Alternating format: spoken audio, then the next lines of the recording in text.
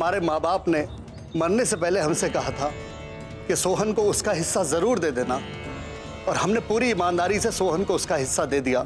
इन्होंने जो खेत मुझे दिए हैं उनकी सारी भूमि बंजर है, और वहाँ एक कुआं भी है, और उस कुएं में एक धृतासुर नाम का एक असुर रहता है। हम तुम्हें वचन देते हैं कि उस असुर को उस कुएं से बाहर निकाल देंगे।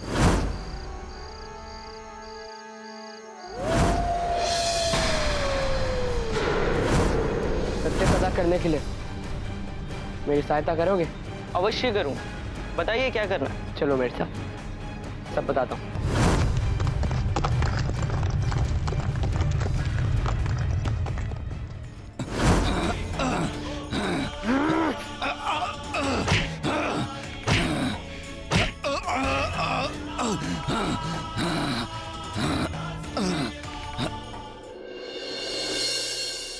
कान्हा, आज की रात हम इसी गांव में काट लेते हैं। कल सवेरे हम फिर से गोमंतक पर्वत की ओर बढ़ेंगे। चलो, पकड़ो उसे। आज नहीं छोड़ेंगे। चलो जल्दी, पकड़ो उसे। जाओ। लगता है इस गांव के लोग आक्रोश में। चलिए चलकर देखते हैं। चलो। शीघ्र पकड़ो उसे। बच के जाने ना पाए। पकड़ो उसे। हाँ, पकड़ो उसे। कान्हा, अब कहाँ जाए? छोड़ दो मुझे, छोड़ दो मुझे। बस वहां से आ रही है तब।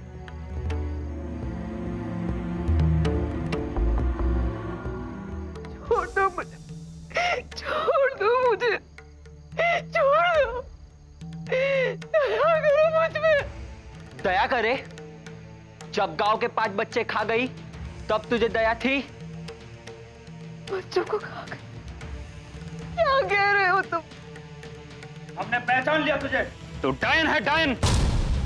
अब तक तो हम समझते थे कि जंगल से कोई पशु आकर बच्चों को खा जाता था, लेकिन बच्चे का शव इसके घर के सामने पड़ा मिला है। मैं नहीं जानती किसने फेंका है वो बच्चा। मैं कुछ नहीं जानती। मैं निर्दोष हूँ। झूठ बोलती है। डायन है, डायन। मत कहो लल्ला, तुम सब मेरे हाथ के पले हो। पत्थर मार मार के यमलोक भेज देना चाहिए इसे। मैं तो कहता हूं जीवित जला दो इसे। छाती फाड़कर इसका दिल निकाल लो, जैसे इसने बच्चे का निकाला है। जाओ।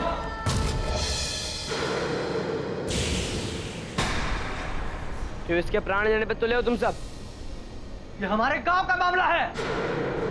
तुम कौन होते हो हमारे मामले में दखल देने वाले? तुम हो कौन और यहाँ क्या कर रहे हो? मैं मथुरावासी देवकी नंदन कृष्ण, और ये है मेरे भ्राता बलराम। क्यों तुम सब इसे मारना चाहते हो? बताओ। डायन है ये। ऐसा क्या किया इन्होंने? आज एक बच्चे का शव इसके द्वार पर पड़ा मिला है, और उसके शरीर में से उसका हृदय निकाल कर खा गई।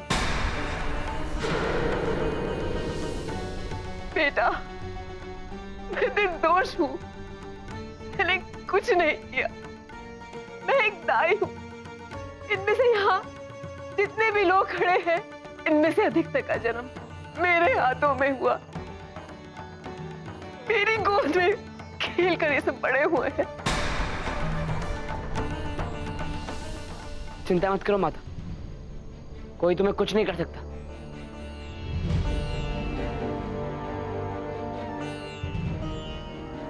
जिस माँ ने तुम सबको जीवन दिया, वो भला जीवन ले कैसे सकती है? अवश्य कोई भूल हो रही है तुम लोगों से। कोई भूल नहीं हुई हमसे। आप लोग हटिए बीच में से। आज हम इसे यमलोक पहुंचा के रहेंगे। हाँ हाँ, आज इसे यमलोक पहुंचा कर रहेंगे।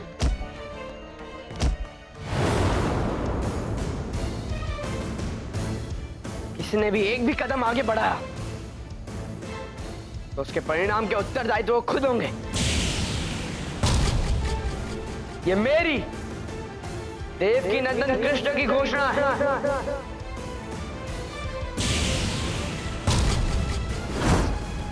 अगर न्याय इतना ही प्रिय है तो मुझे न्याय दो। मेरे बच्चे को जीवित करके दिखाओ। माता, जिस मनुष्य की आत्मा यमराज तक पहुंच चुकी है, उसे वापस लाना किसी के बस की बात नहीं है। बस यही है तुम्हारा न्याय? मेरे बच्चे को जीवित नहीं कर सकते, लेकिन उसके हत्यारे उनको बचा रहे हो। आपके पुत्र के प्राण लेने वाली ये नहीं है। मैं आपको वचन देता हूं कि आपके पुत्र की हत्या करने वाले को कल संध्या इसी समय पे आपके चरणों पर डाल दूंगा। यह तो बहलाने वाली बात है। अगर नहीं लाए तो क्या होगा? लाओ।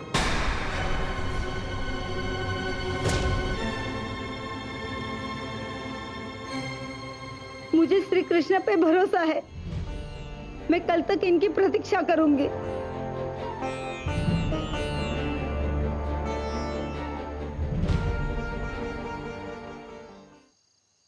गांव वाले बच्चे के हत्यारे के पीछे जिस दिशा में भाग रहे थे, उससे तो लगता है कि दाऊ वो इसी द्वार से बाहर गया होगा। किंतु कान्हा, मुझे एक बात समझ में नहीं आ रही कि कोई व्यक्ति किसी के बच्चे को क्यों मारेगा? हाँ दाऊ, इसमें दो बातें हैं जो ध्यान देने योग्य हैं। क्या है वो बात? पहली ये कि ऐसी घटना गांव में पहले भी हो चुकी है, और दूसरी, बच्चे के शरीर से उसका हृदय निकाला गया है। मेरे विचार से यह कार्य कोई राक्षस या असुर का ही हो सकता है दाऊ। किंतु कान्हा, कोई राक्षस या असुर ऐसे साधारण लोगों को देखकर भागेगा क्यों? वो भागा नहीं है दाऊ, वो उस बच्चे के शरीर से उसका हृदय खाकर चला गया है। तो अब उसे खोजेंगे कैसे?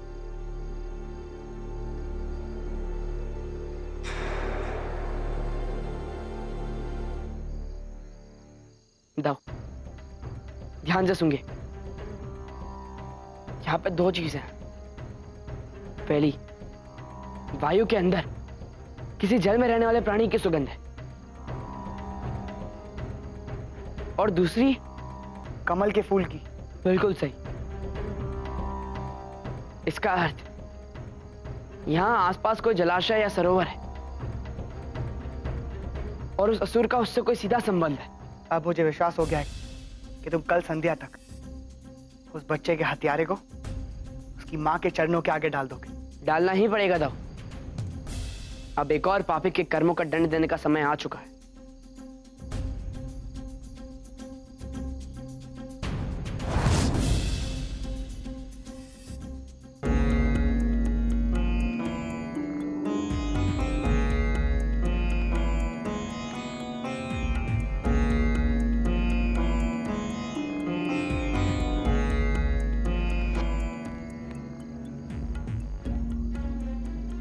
दाऊ, लगता है यही वो सरोवर है। चलिए।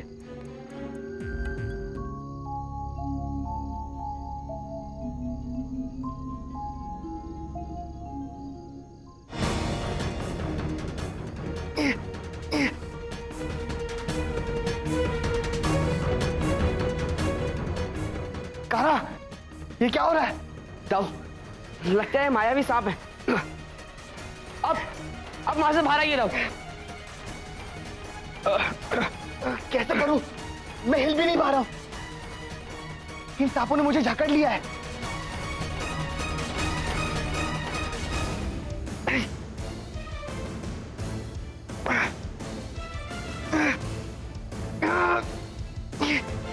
दाऊ,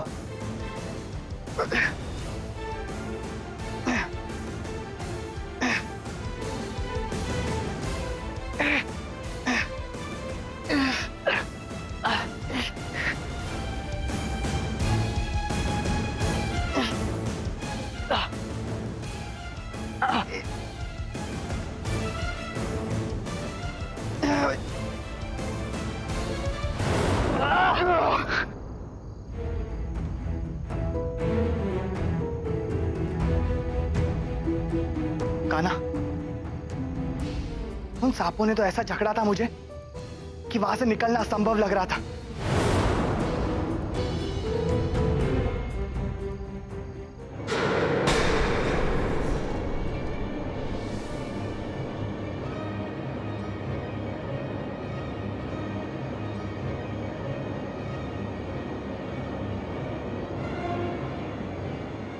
कान्हा, ये क्या माया है? पता नहीं था। आप बस मेरा हाथ पकड़े रहिए।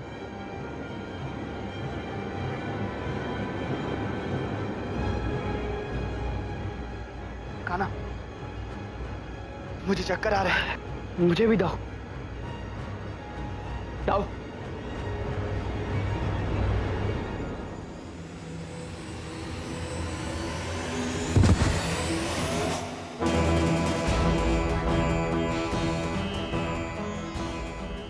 ये कैसे हुआ कान्हा?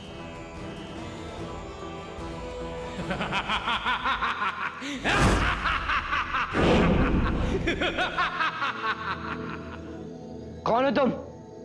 क्यों लाए हो हमें यहाँ? विष्णु ही हो ना तुम, स्वयं ही नियम बनाते हो और स्वयं ही भ्रष्ट करते हो। कैसे नियम? ये नियम तुमने ही बनाया था ना कि जब तुम किसी वस्तु की खोज में निकलोगे और वो तुम्हारी खोज में जुट जाएंगे, बस वही हुआ। तुम मुझे खोजकर अपना वचन निभाने निकले और मैं तुम्हें खोजकर अपने संबंधियों की मृत्यु का बदला लेने निकला। अब किसे पता है तुम मुझे मिले हो या मैं तुम्हें मिला हूं? कैसे संबंधी? किसकी बात कर रहे हो तुम? याद करो, तुमने अघासुर, बकासुर और सक्तासुर को मारा है। सब मेरे भाई बंधु थे। मुझे 101 बालकों का हृदय खाकर अमर होना है ताकि मुझे कोई न मार सके। यदि बदला लेना चाहते हो तो सामने आओ, छुप क्यों रहे हो? यदि तुम में शक्ति है और साहस भी है तो मेरे पास पहुंच जाओ।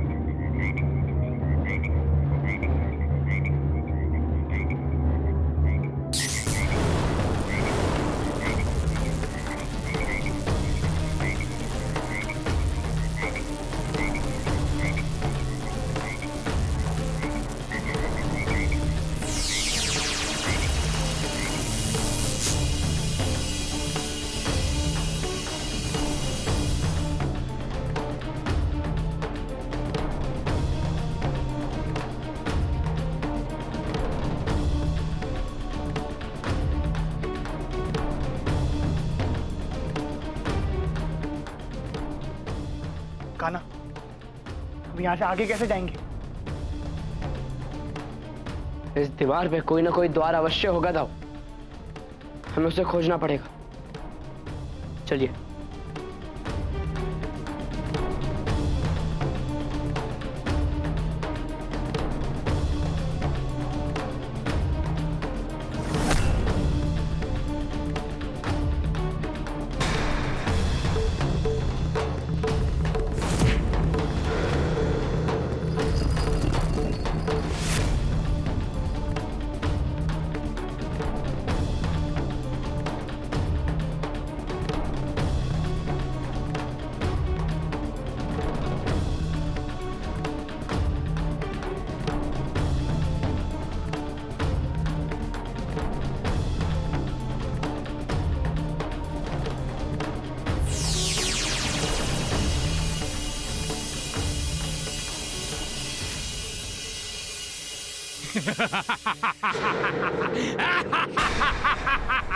मैंने तुम्हें पहचान लिया। तुम बेकासुर हो। इतने सारे बच्चों की मृत्यु करने के कारण तुम्हें दंड अवश्य मिलेगा। दंड? भीकासुर को दंड? दंड तो मैं तुम्हें दूंगा, वो भी मृत्यु दंड। तुम स्वयं मृत्यु के मुंह में आए हो। मुझे 101 बालकों का हृदय खाकर अमर होना है, ताकि मुझे कोई न मार सके, कोई नहीं। तुमने मेरे कार्य में विघ्न डाला है, तुम्हें मरना होगा। तैयार हो जाओ मरने के लिए।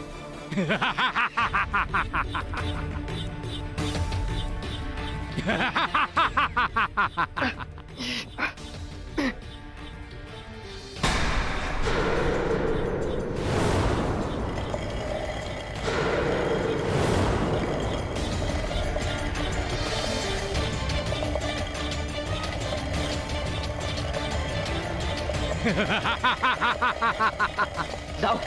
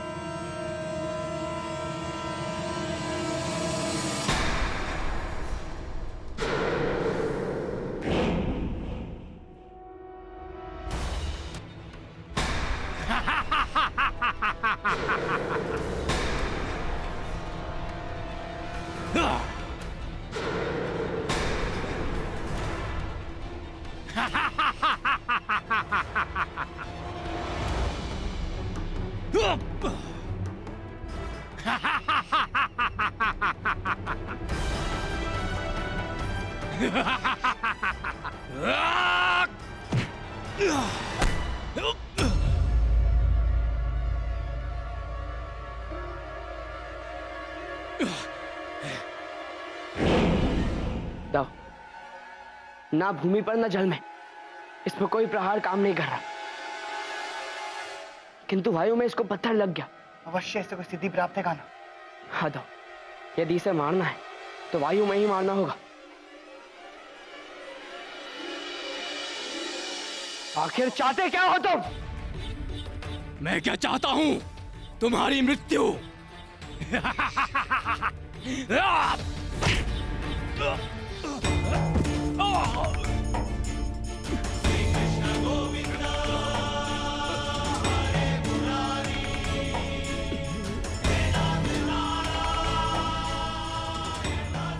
वासुदेव श्री कृष्ण, आज मुझे मोक्ष मिल जाएगा ना? जल में रहने वाली एक अप्सरा के श्राप के कारण मेरी ये गति हुई है।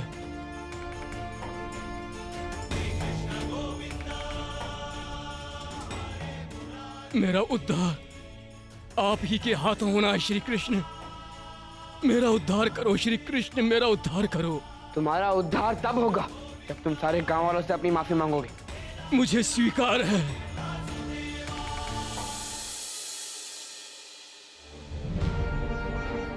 ये सब पाप मैंने किया है। मैं पापी हूं। मेरे इस पाप के लिए मुझे क्षमा कर दीजिए।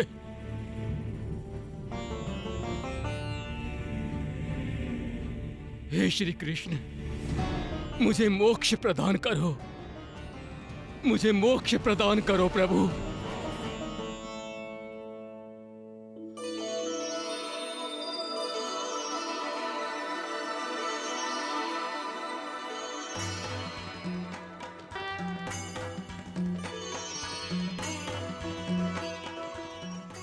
अब आप सब मां से क्षमा मांगिए। हमें माफ कर दीजिए ताई माँ।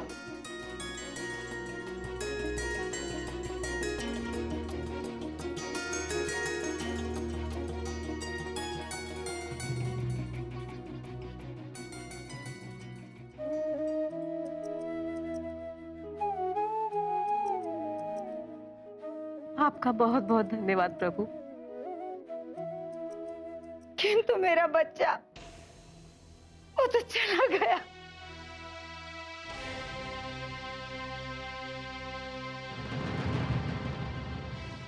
मैं आपका दुख समझ सकता हूँ। आपके पुत्र का केवल शरीर ही छूटा है, उसकी आत्मा परमात्मा के पास पहुंच चुकी है। आत्मा को ना तो शस्त्र काट सकते हैं, ना आग जला सकती है, ना जल भिगा सकता है, ना हवा सुखा सकती है। समझ लो कि इस आत्मा का उस शरीर में निवास बस इतना ही था। और आप सब भी समझ लीजिए, बिना प्रत्यक्ष प्रमाण के किसी पे भी आरोप लगाना ठीक नहीं है।